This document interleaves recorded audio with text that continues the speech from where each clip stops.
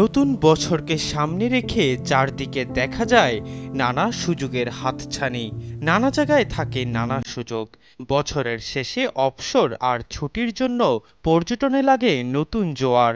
এই জোয়ারের পালে নতুন হাওয়া দিতে ভিসা ছাড়াই প্রবেশের সুযোগ দিতে যাচ্ছে পর্যটন সমৃদ্ধ আফ্রিকার একটি দেশ। মার্কিন সংবাদ মাধ্যম সিএনএন এর এক প্রতিবেদনে জানা যায়, আফ্রিকার দেশ কেনিয়া ভ্রমণ পিপাসুদের জন্য নতুন সুখবর দিয়েছে। দেশটিতে ভ্রমণের জন্য আর অগ্রিম ভিসা লাগবে না। স্টারটেকে চলছে গ্রেট উইন্টার ফেস্টিভ্যাল। প্রযুক্তি পণ্য কিনলেই মিলবে ল্যাপটপ, ডেস্কটপ সহ আকর্ষণীয় উপহার। বিস্তারিত startek.com.bd-তে। দেশটির প্রেসিডেন্ট উইলিয়াম রুটো গত 12ই ডিসেম্বর এই ঘোষণা দিয়েছেন, যা আগামী বছর থেকে কার্যকর হবে।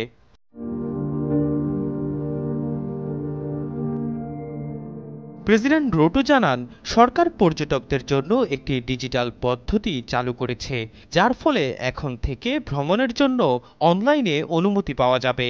এজন্য নতুন করে আর ভিসা আবেদনের প্রয়োজন পড়বে না।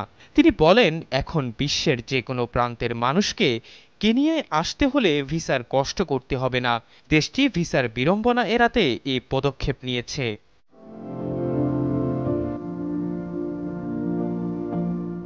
কেনিয়া 1963 সালের 12ই ডিসেম্বর ব্রিটেনের কাছ থেকে স্বাধীনতা লাভ করে।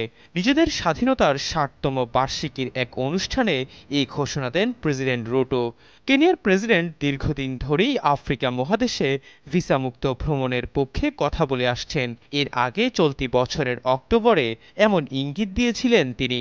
ওই সময় প্রেসিডেন্ট রুটো বলেন, 2023 সালের পর থেকে আফ্রিকার পর্যটকদের কেনিয়ায় আসতে কোনো ভিসা লাগবে না।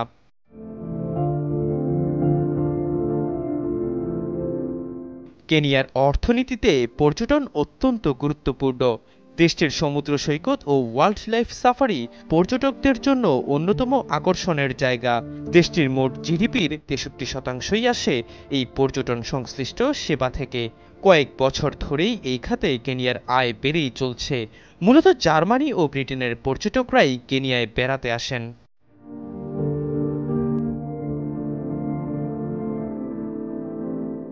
এহসান আব্দুল্লাহ, কালবেলা ডেস্ক।